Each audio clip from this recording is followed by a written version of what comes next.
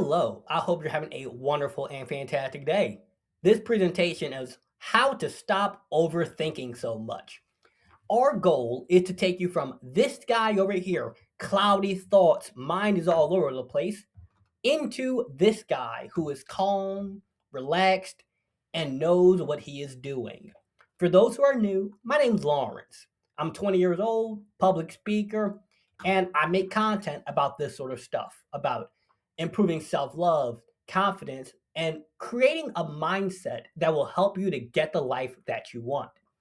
Originally, I planned to do this as a live meeting, but only like two people signed up. So rather than, you know, deal with that, I decided to pre record it and I will send it out. So let us begin. So, what will we discuss? What causes us to overthink? How do we reduce it? And what actual steps can you take?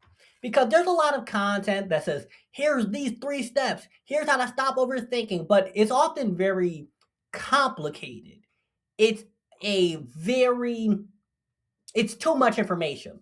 So I made this presentation very, very simple for you. So the first thing you need to understand is that your brain is a wet computer and it likes repeating patterns. So the first thing that causes us to overthink is habitual thoughts. In other words, someone who overthinks, man, should I go talk to that girl or not? Man, should I go eat this food or that food? What should I order at the restaurant? That is a habit.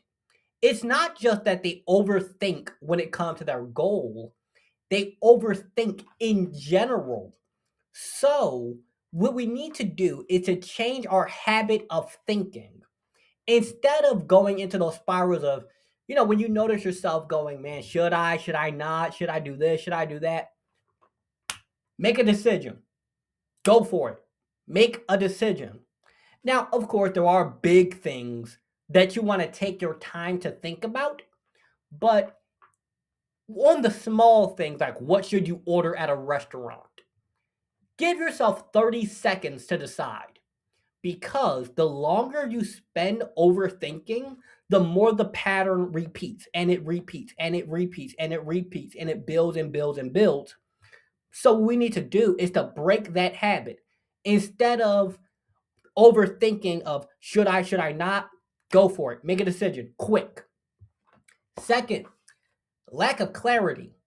You don't even know what you want. So, if someone said that, hey, I want to make a lot of money, how much is that? I don't know. How do you want to make the money? Do you want to have a business? Do you want to, like, what's your plan? I don't know. So, of course, you're going to overthink. You don't have a plan. You don't have a clear idea of what you're trying to even do. It would be the same thing as a pilot taking off and saying, we're going to fly somewhere. I don't know where, but we're going to fly. That doesn't make any sense. Or another example would be someone who, that's the best example I can think of. If you don't have a clear idea of what you even want, there's no way to make a plan. And plans are what help us to stop overthinking because when you have a plan, you know what to do to achieve the clear desired result. Now, one that a lot of teens and young adults tell me is I don't know enough. I don't have what I need to start. I need to wait for the right time. I need this piece of information. I'll start when I have this. I'll start at this point. I'll start later. That's just a really good way of saying you're afraid. You feel like you don't know. You know enough to start. Well, Lawrence, I don't know what camera to buy. I don't know what ring light to get. I don't know what to do. You hit the red button on your iPhone and you do this. Hey guys, today we're going to talk about an upload. So when we get into this overthinking of I need to know more, I need this thing, I need that thing, it's just an excuse for us to not take action. And as I said at the beginning, with our habitual thoughts, the more that we don't take action, the more that we do not go for it, the easier it becomes to stay stuck in that pattern of overthinking, as if somehow thinking about every tiny detail is going to translate into real world results. Okay, Lawrence, so how do we reduce this overthinking? First thing, reduce overstimulation. What does this mean? If you look at the average person's life, and I used to be this way too, I struggled with it for a long time. The music you listen to is just all over the place. You're just scrolling, scrolling, scrolling. You're watching 10 different TV shows. You have so much going on mentally that it's hard for you to focus your energy and your thought on your goal. So imagine trying to run a race. You're trying to run a race, you're trying to swim, and you're trying to ride a bike all at once. Your mind is all over the place. Imagine listening to like really loud, booming, aggressive music and then trying to read a book. Your mind is all over the place. So, what you need to do is to lower how much of that you do. That means that you're going to feel kind of bored for a little bit, but it's in that boredom that your mind is more clear and you're able to take effective action on your goal. Journaling, not just so that you can write out your thoughts and write out how you're feeling, but this is going to help you to better understand, what do I even want? What do I want to do? Like, what is my goal? You got to spend time doing relaxing and healthy activities. So, this is things such as going to the park, talking to your friends, taking a nap, reading a book, writing, whatever it is for you that helps you to relax in a healthy way. Because overthinking is intensified by stress. When you're stressed out, it's really easy to go, what if, what if, what if, what if, what if? So you need to spend some time relaxing so that your mind isn't all over the place like that. Make a plan. Make a plan. Most people, when they have a goal, they say, I want more money. I want to make $1 million. I want to lose 50 pounds. I want to get a car, but they have no plan. When you have a plan, you don't need to overthink, because if I do X, Y, Z, then I will have desired outcome. Or at the bare minimum, I'll be closer to it. It's like when you're baking a cake, you have a recipe. If I put this amount of eggs, this amount of flour, this amount of sugar, I will get a cake. I have a plan. I don't need to overthink the recipe. Like, is it really going to make a cake? Is it really going to happen? Like, but what if, what if, what if? Follow the recipe, follow your plan, get the result. And lastly, here is your step by step what to do. Clearly write out what you want. What does clearly mean? I want more money? That's not clear. What number do you want? When do you want it by? How are you going to make it?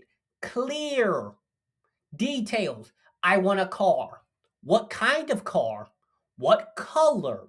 What year? What make? What model? Get as specific as you want. I want a girlfriend or boyfriend. What do they look like? What are their character traits? What are their habits? What are their hobbies?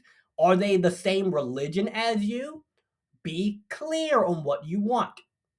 Step 2, make a simple. Simple is capitalized because this doesn't mean you need to have a 25-step plan. This doesn't mean you need to have all the details mapped out. You need to know, what are the basics. What simply can I do?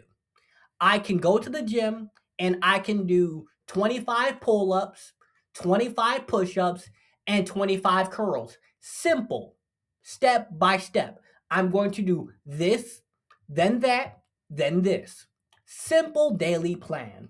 I am going to hit record on the YouTube video. I'm going to upload the YouTube video. I am going to post clips to my social media. Simple.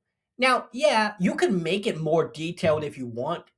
If you want to have a 50-step morning routine, you can, but brush your teeth, wash your face, take a shower is enough. Step 3, schedule it.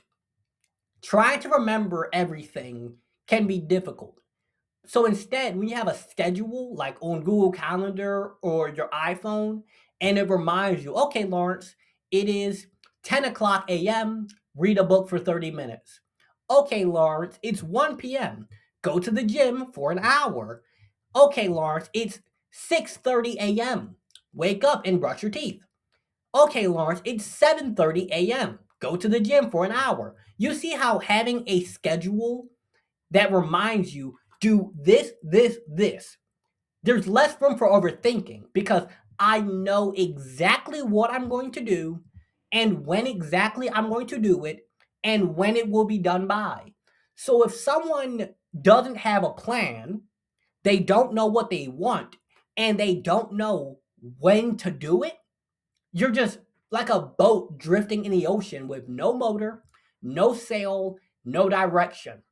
You need a clear idea of what you want, a simple plan, and you need to know when to do it by. And lastly, update the plan as needed.